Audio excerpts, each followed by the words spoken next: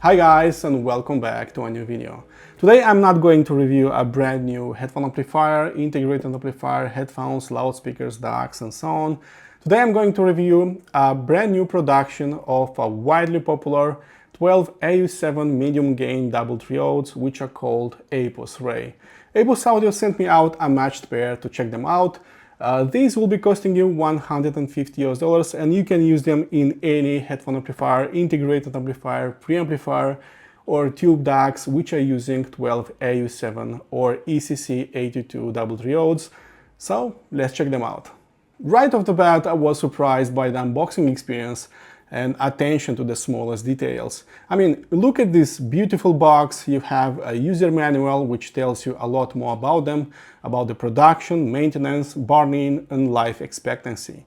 The tubes are surrounded by lots of foam, and since these are arriving double boxed, I'm pretty sure that these will arrive safe and sound to your front door. As for the tubes themselves, these are hand-selected and hand-matched, promising optimal performance in your tube amplifier, preamplifier or DAC. You will need hand-matched tubes in your amplifiers, mostly for a perfect channel balance. Even if all 12 AU7 or ECC82 vacuum tubes should have the same emissions, brand new, some might have slight deviations, and that's why hand matching is quite important. Apart from that, you can see that Apos Ray use gold-plated pins that won't corrode or react with other metals. I have a sizable stash of new old stock tubes made somewhere in the 1970s to 1980s which had corroded pins, but that should never be a problem with the Apos Ray tubes. It should be noted that these are the very first vacuum tubes introduced by Apos Audio, and they are currently listening to the community on what tubes they should design next. So if you have a suggestion or an idea what vacuum tubes should be resurrected and start production, then please head over to the links that I left below and leave a feedback. My flagship tube amplifier is not using those 12 AU7 or ECC82 double triodes, meaning that I went back to my all-time favorite X-Duo tube amplifier, which is the TA30. As you can see, I already rolled some tubes on this one. I'm currently using the very best production rectifier, which is the Emission Labs 5U4G rectifier mesh plate, which I believe is the very best for this particular amplifier. And I went with a new old stock Telefunken ECC82 tubes, which are also great sounding. It should be noted that these double triodes, new old stocks, will be costing around $300 and that rectifier costs $350, so I basically doubled the price of this particular build, but the sound quality also went up quite a bit. As you might expect, people are not rolling vacuum tubes for better looks, for golden pins or for their visual appeal, but mostly for a better sound. And contrary to popular beliefs, there are very many current production manufacturers which are making vacuum tubes right now on the globe, from very affordable but low quality tubes to very expensive but really exotic sounding tubes, which would cost even a few thousands US dollars a piece. Now, going back to Apos Ray tubes, Apos Audio is recommending doing a burn-in of at least 6 hours before listening to them. After living with tube amplifiers for more than 10 years, I observed that new vacuum tubes will start giving you their best sound after about 30 hours of use. It's worth noting that vacuum tubes need heating hours and cooling hours, as well as cathode and anode elements are forming when tubes are cooling and heating up. So if you want to have maximum performance out of them in the shortest time frame, then I recommend 8 hours of playtime and then 2 hours of cooling time. Repeat this process at least 3 times and Apos Ray will fully settle in and provide you optimal performance. The stock double triodes of the TA30 are these current production JJ Electronics ECC82 vacuum tubes, which are also made by Electro Harmonics and Shugwang, I believe. These are among the most affordable ECC82 vacuum tubes, so please don't expect some amazing sonics. These are going for 20 to 22 US dollars per piece or 40 to 44 US dollars per a pair, but that wouldn't be a matched pair. For a matched pair, you need to pay some additional 10 US dollars, so around 50 US dollars for a matched pair.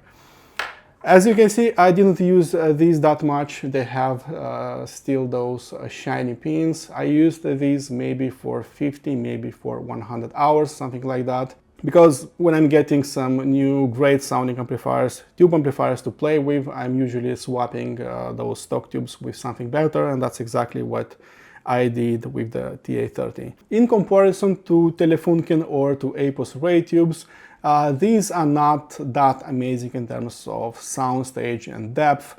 So these are sounding mostly like 2.5D, not like 3D sounding amplifiers or vacuum tubes.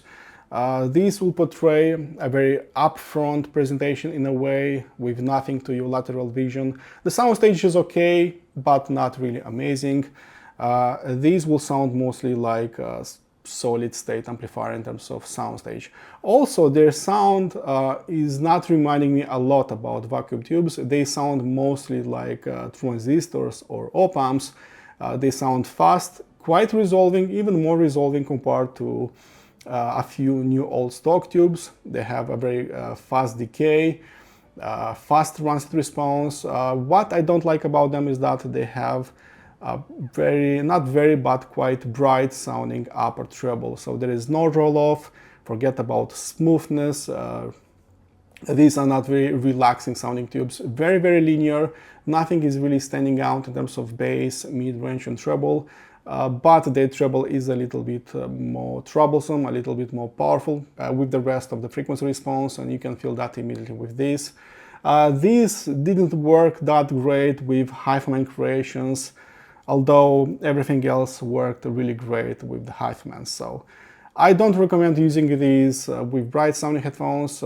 These will work mostly with warmer sounding headphones like Meze Elite, like Odyssey headphones, like Sennheiser headphones. These are decent, but don't expect some miracles from very affordable tubes. When I swapped this JJ ECC82 with some new old stock Telefunken ECC82, then strangely enough, the sound also gets old and quite vintage. The cleanness and transparency went down by a notch, but finally it felt like I swapped from a transistor amplifier to a full tube amplifier. There was more smoothness all around, the voices were sweeter this time around, but most importantly, there was nothing of that treble brightness that was itching my ears. The sound became more relaxed, it was easier flowing towards my ears, and the last surprise was felt in terms of soundstage and not separation. What was an almost 2.5D sound on the stock JJ tubes transformed into a beautiful 3D sound, which wasn't only wider and taller, but also deeper and more holographic. It felt like I was trading a little bit of cleanness, a little bit of resolution and speed, with smoothness, with a little bit of musicality, with a better soundstage, with a deeper soundstage as well, with the NOS Telefunkens. The stock JJ tubes worked pretty decent with warmer sounding headphones like the Odysseys and Mezes, while the Telefunkens worked better with Hyphamans and with any other headphones that I have used with it. I took a deep breath and I swapped those Telefunken tubes with Apos Ray tubes, which I'm burning in for about 3 days now. And after listening to them for a few hours and then swapping with the rest of the tubes, just to be sure that what I'm hearing is true, I observed that these are somehow combining the best traits of the JJs and Telefunkens, but with a twist. These are slightly more resolving, these are slightly clearer sounding. The noise floor is slightly lower with these ones. You can hear just a little bit more music and less noise. These are also more in control, these are slightly tighter sounding, and also they have a little bit of that smoothness and warmth that is coming from the Telefunkens, although not as much as those new old stock tubes.